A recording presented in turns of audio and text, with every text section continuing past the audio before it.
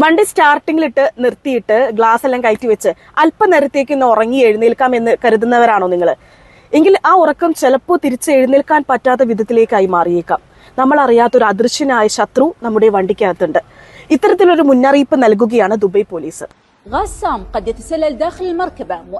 Closed വണ്ടിയിൽ കിടന്നുറങ്ങുമ്പോൾ പലപ്പോഴും നമ്മെ അദൃശ്യമായി അപകടപ്പെടുത്തുന്ന ആ ശത്രു മറ്റാരുമല്ല, കാർബൺ മോണോക്സൈഡ്.